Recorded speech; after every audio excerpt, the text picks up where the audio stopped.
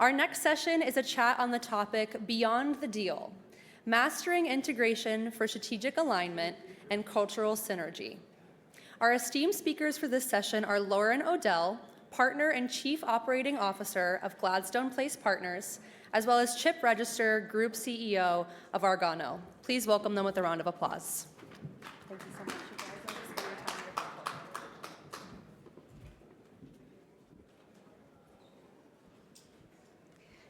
Great. Thank you so much for having us today. I'm Lauren Odell, Partner and Chief Operating Officer of Gladstone Place Partners. Gladstone is a financial and strategic communications firm. We focus on M&A, shareholder activism defense, crisis, litigation. Most of our clients are publicly traded companies, but we also work with portfolio companies of private equity firms. With that, I'm very excited to chat with Chip today. So Chip, why don't you tell us a little bit about yourself and also Argano? Sure, thank you, and good morning, everybody. So I'm the Group CEO of Argano. Argano is a digital services firm which engages in the transformation of the technology landscape of large enterprises through the upper mid-market. So what do we mean by that? We are the ones who collectively install, configure, customize, integrate, transform a company's existing technology landscapes using Oracle and SAP and Microsoft and Salesforce and all these things that everybody knows about, but maybe more artistically is how all of those things are integrated together in very complex ways in large, sophisticated environments where everybody's using everything, right? So there's no such thing as, this company runs that software. This company runs all software. They use Salesforce for this and Oracle for that and Blue Yonder for the other thing and Microsoft for this and AWS for that. And the question is, how do you make that work, right? Across divisions, across processes, across people, it's a very complex dynamic, taking a company from, what we always talk about is taking these companies that are 20th century companies with 20th century operating environments and moving it into the 21st century. It's more complicated than it looks on its face. So that's really, we're that transformation agency, that consultancy that comes in and takes companies on that journey into the 21st century. Great. So M&A has been a very integral part of your strategy. Can you tell us a little bit about the impact M&A has had on your business? Well, the first thing we'll get past really quickly. The big secret is that I'm old, and so when we started Argano 5 years ago, we knew that in order to tackle these really complicated problems with these very, very large customers, everybody knows who they are. They're the biggest banks, they're the biggest healthcare companies, they're the biggest auto manufacturers, they're the biggest food distributors, they're the biggest retailers in the world, right? In order to tackle that, we would have to be big. Mm-hmm. Now we go back to me being old. So how do you get big quickly? How do you get broad quickly? So that you're competing with the likes of some of the big global consultancies that you know of. How do you get to a point where you're competing with them quickly? So M&A had to be very integral to the way that we expanded. And we started 5.5 years ago. We started Argano. We are right now on pace of doing an acquisition a month. And we will crest $1 billion next year in revenue. So it has been very, very successful strategy. It's led to growing up a new competitor in this space very, very quickly. We liked the way that we did it because we built the company out of boutiques, and there's lots to love about boutique services companies, but there was a lot to protect. Which I think is where we're going to go in some of this conversation. There's a lot to protect as you are bringing in and integrating boutiques onto a platform so that you preserve what makes them great, but then also allow them to express a breadth of capability and a depth of scale that they've never had before. Yeah, that's interesting, growing a boutique into a mega company, but trying to keep what's special about them. That's actually a great transition into my next question, which we talked about in our prep was the 3 types of acquisitions that you've done extensively. So transformative M&A, bolt-on transactions, and what it sounds like you're doing now, which is significant and continuous M&A. Yeah, so I've had sort of an interesting career. I started decades ago a company called Sapient. I don't know if some of you know Sapient or not. And it had a much more traditional approach to M&A, where it was an acquisition every now and again, kind of strategic. It was a new capability or a new geography, something they were looking for, but it was definitely just more of a regular approach, a more traditional approach to M&A for capability or geographic expansion, right? Sapient was then acquired, which was a public company, acquired in 2015 by Publicis Group, largest media and communications firm in the world. And that was a transformative deal. That was one where they recognized that the strategy of the group was way off kilter for the 21st century. It was a traditional media and communication holding company. They owned Saatchi & Saatchi and Leo Burnett and all these, and it's a regular, Zenith Optomedia and Starcom and all these things that they own, but that's a holding company. And they realized that there was something about that model that wasn't going to work, about holding a bunch of media and creative assets that were not combined with technology, right? As both media and creative agencies were being disrupted by technology, they didn't have access to it. So the acquisition of Sapient was really to bring in a technology lens into their traditional businesses as everything post-2005 went online. So that was a big transformative deal. So I was running Sapient Consulting at the time. We combined it with some of their other digital properties, Digitas and Razorfish and all those, and created Publicis Sapient, which is what exists today, which is $4-ish billion of revenue and one of the three pillars of the Publicis group. But that's the transformative. Mm-hmm. What we're doing at Argano is a little different again, which is creating, people use this word, I can't stand this word, I'm about to say it in public, which is a little shocking, but people call us a super boutique. It's about how do you find a whole bunch of connected and connectable capability and bring them together on a platform that represents enough integration that they can act big, right? And they can do big things and have all the goodness of scale, but at the same time still represent a quality of service that is lost in most legacy at-scale providers. Mm-hmm.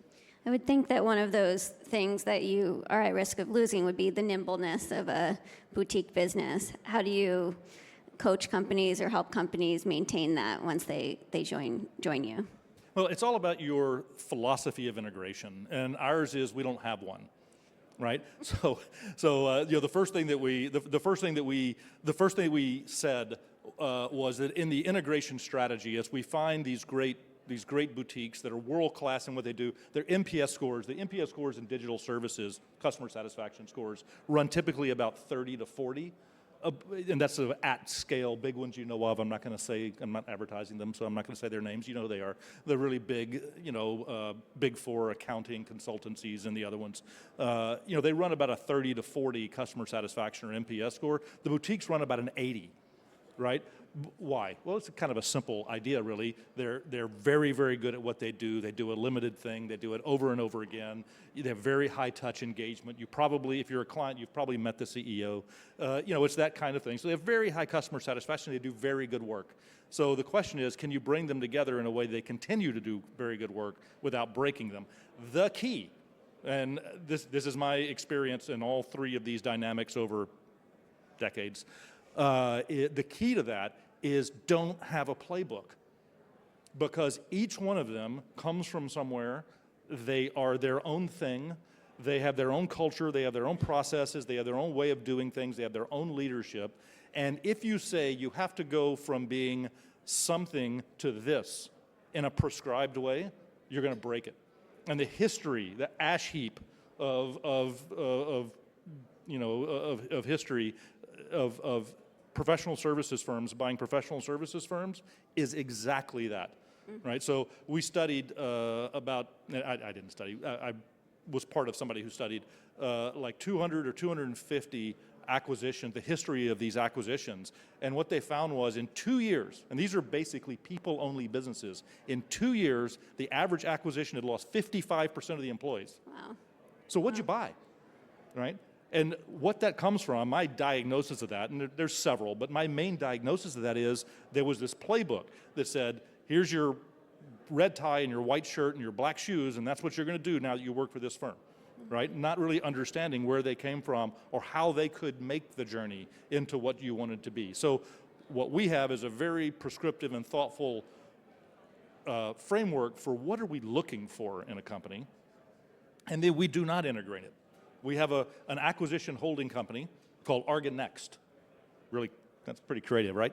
Argano to Arganext. So Arganext, and what happens is when we acquire companies, we bring them into Arganext, and we sit them down and we cool them off, and we're all on the same side of the table. Then we talk about what could be a value accreting journey into our large business, if that's possible. The destination is always to get them there, Right. but they're all going to get there in a different timeline and in a different way. And when they're there, they're going to express themselves differently. Some will become fully integrated into some business that we already have, and some will spawn new businesses where they basically will become a micro platform inside of our ecosystem. But the whole idea is, don't destroy value, do no harm. It's the Hippocratic Oath, right? Don't break anything. Take whatever time, figure out whatever journey, deal with whatever leadership, think about the culture, don't break it. Mm-hmm.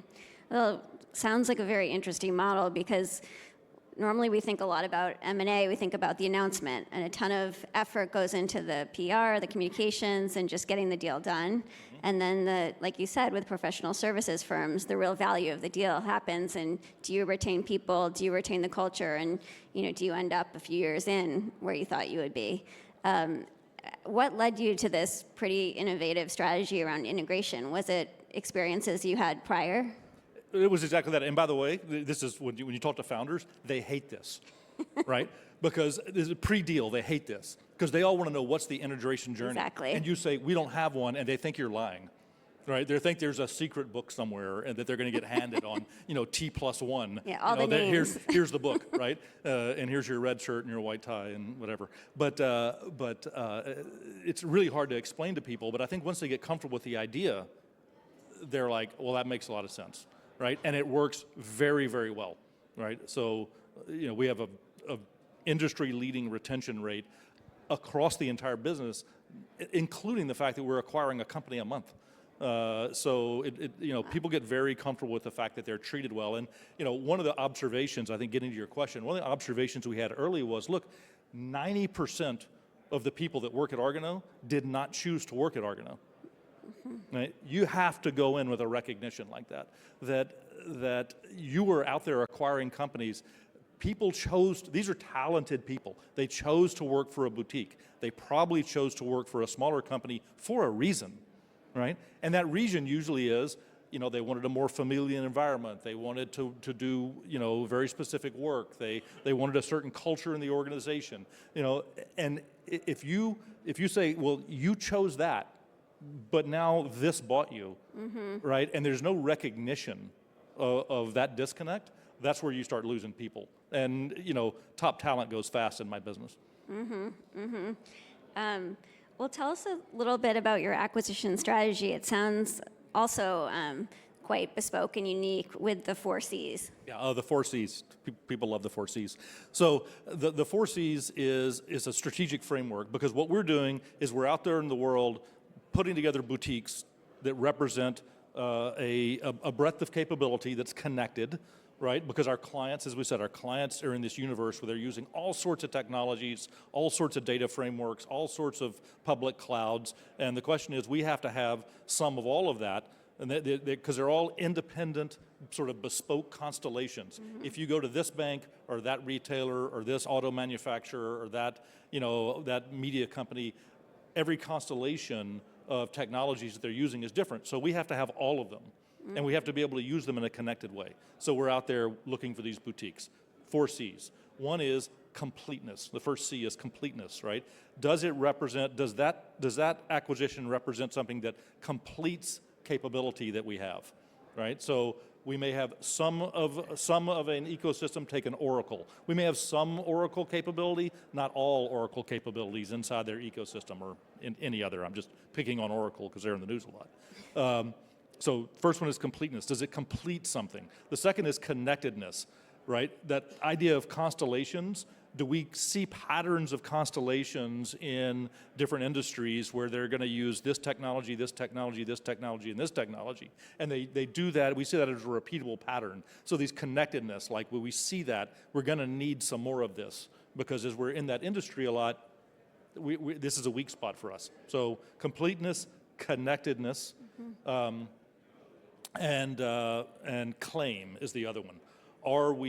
Do these companies that come, do they have a claim of being the best in the world at something?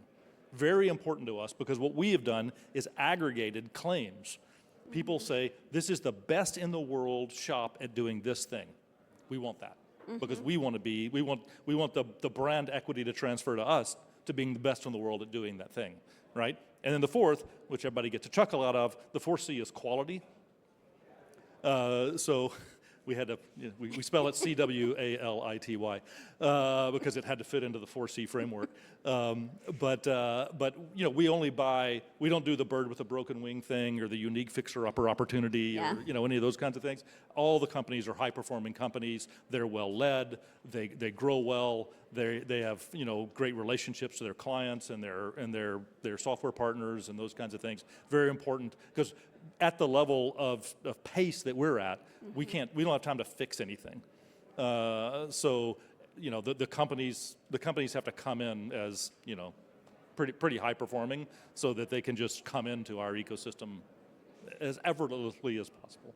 Great. Well, I think we're almost out of time, but just one more question that I'd love to end on was just around, clearly you have a very unique leadership style, but how does leadership style play into the success or failure of a potential acquisition? And do you have any stories about when leadership style has helped or hurt the prospects of an acquisition? I think the most important quality that you can bring to the job that I'm in is somebody taught me this word about a month ago. I thought it was very interesting, which is vision casting, right? Can you explain to a founder why their company and their people, and maybe even themselves, why their journey continues, why being part of something bigger is a good thing, not a bad thing? Once you get past the financial transaction, once you get past all the funds flows, right, it becomes a question of, well, what happens next to me as an individual, to my people that I probably care about deeply because I've been with them for 15 or 20 years building this company together, even though they work for me, I care. And then what happens to the company and the brand and everything else, right? And if you can throw a vision around that, of you're part of something, it's all growing, it's going to grow together, it's going to be bigger, it's going to be greater, it's going to do bigger things. I think that vision casting ideal, it's at least half of the conversation. Where you think it's a 90% financial conversation in these things, it really isn't. And I'm surprised how many times Argano is chosen as a home by founders who could have sold for more. But they're very conscious of where they land and their companies land. They're especially conscious about where their people land, because their people brought them to where they are. Their people brought them to that moment where the funds flowed, and they're very thoughtful about where those people land. So they want to make sure they have the right home, and we try to provide that, and I think we do a pretty good job of explaining why this isn't just another deal.